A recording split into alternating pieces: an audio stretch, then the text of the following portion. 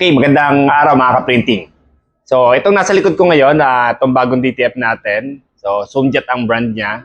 So, bigyan ko lang muna kayo nung first impression ko kasi mag-1 week pa lang sa atin. So, hindi ko pa kayo mabibigyan ng kung ano talaga ang feedback sa kanya. So, yung first impression muna ang pag-usapan natin.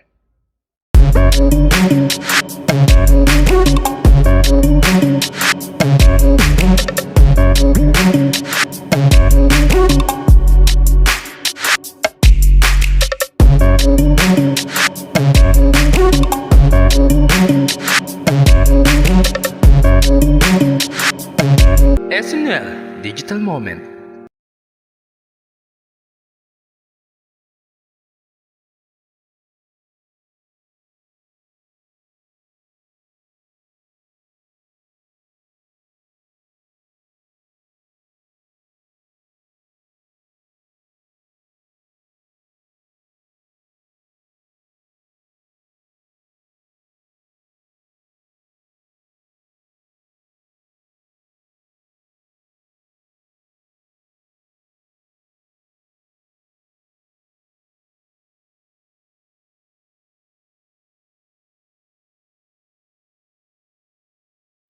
Okay, so ito, nung kakarating lang sa atin, so mga 4 na araw pa lang siguro sa atin to.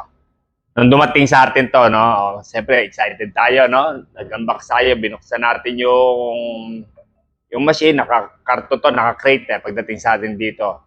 Although local purchase na rin siya, bagamat galing tong China, dito na rin ako sa Pilipinas kumuha. Although kausap ko, sa China.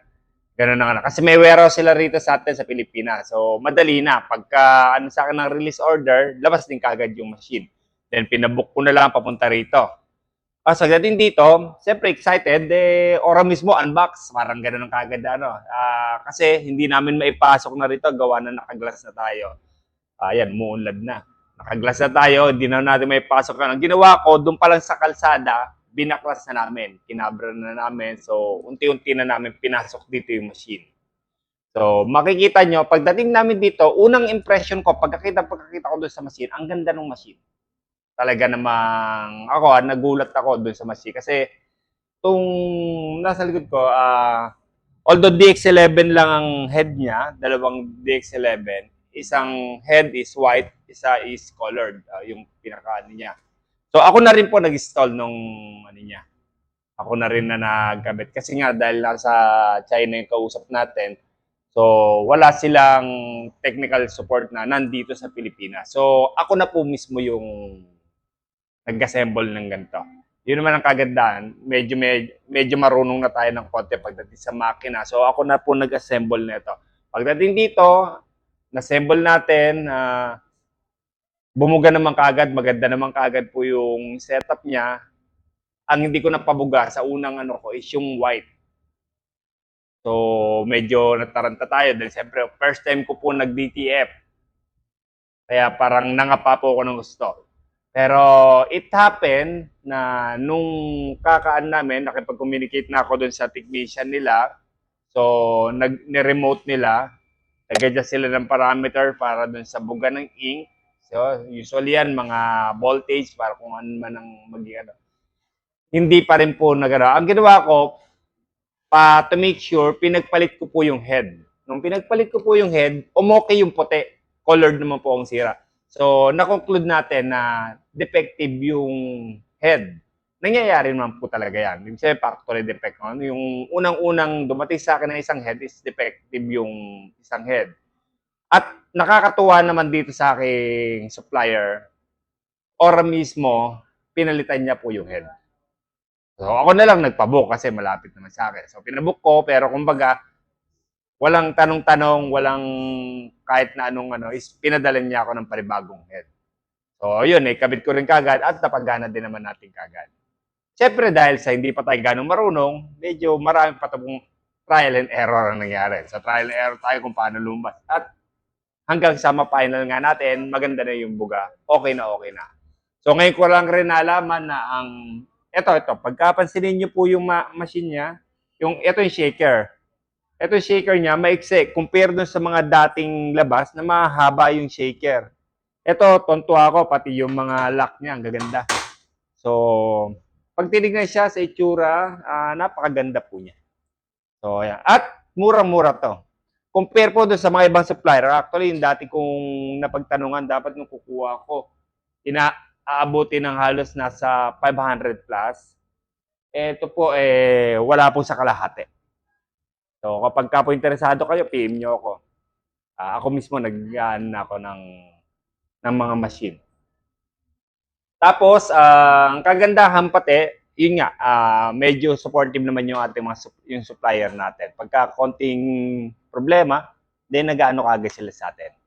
Nakikipag-usap kagad sila sa atin. Ano sila. Ito, so nasubukan na namin, mabilis po siya. Yun ang nakita ko sa kanya. Hindi ko lang rin alam kung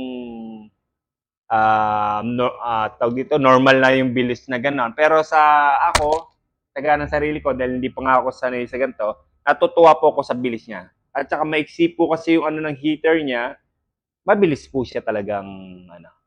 Ang problema lang sa kanya, dahil nga maiksi lang po itong ano ng heater, sa unang napansin ko sa kanya, kapag ka biglang natenggahan ka, ibig sabihin yung tumagal bago yung sala mo ng panibago, ay masusunugan ka po ng film.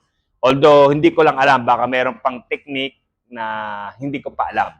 Pero yun po yung na-encounter ko na kagad ngayong mga ano.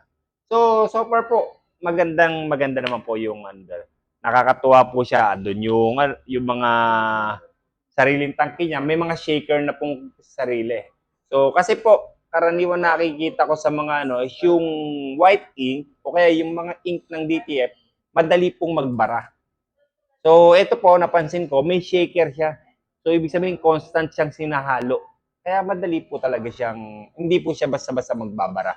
At isa pa po, ang isa pong nakita ko dito nakakaiba sa EcoSolvent at sa Solvent, ang DTF ink pala po is napakadali lang pong lusawin ng ano, ibig sabihin napakadali pabugahin kasi water-based siya. Kaya kapag ka po yung ano, hindi po ako gumagamit ng cleaning solution dito. Warm water lang. Yung tubig lang na ordinary din, kaya-kaya po. Pinunasan niyo po siya, lalambot siya ng pusa. So, ganun po siya kadaling pabugahin. So, yun lang po muna ang kaya ko ibigay sa inyo ngayon. Then, kapag ka po nagamit natin ng gusto, update ko po kayo kung ano yung mapupunan natin.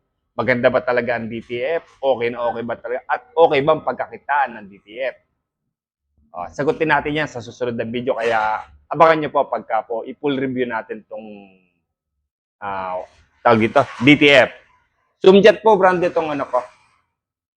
Okay, yun lang po muna. Hanggang sa susunod na ano. Subscribe ka kung hindi ka nakasubscribe para at least mapalo mo yung mga susunod kong video. At kung nagustuhan mo naman, paki-likes na rin. Ayun lang po sa susunod na kwentuhan.